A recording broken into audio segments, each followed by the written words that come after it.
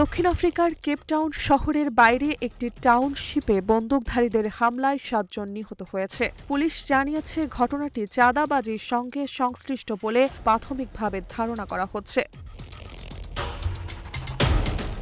বিবৃতিতে পুলিশ জানায়, মারিকানা এলাকায় গোলাগুলির ঘটনায় নিহতদের মধ্যে একজন নারী ও ৬ জন পুরুষ, যাদের বয়স ৩০ থেকে ৫০ বছরের মধ্যে। হামলায় আরও ৩ জন আহত হয়েছে। ঘটনাটি ১৭ জানুয়ারির মধ্যরাতের কিছুক্ষণ পর ঘটে। পুলিশ আরও জানায়, হামলাকারীরা ঘটনাস্থল থেকে পালিয়ে গেছে এবং এখনও কাউকে গ্রেফতার করা যায়নি। সন্দেহভাজনদের ধরতে অভিযান চলছে এবং তদন্ত অব্যাহত রয়েছে। কিউব হোল্ডিংসের গল্পে সেই রেখাটি আঁকা হয়েছিল আজ থেকে ১ যুগ আগে।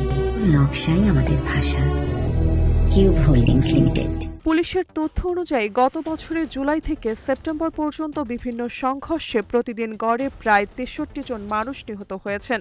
গত ডিসেম্বরে বন্দুকধারীরা একটি হোস্টেল ও একটি বারে হামলা চালায়। কয়েকজন শিশুসহ মোট ২৪ জন নিহত হন ওই হামলায়। মার্জিয়া মৌ, রূপালী বাংলাদেশ।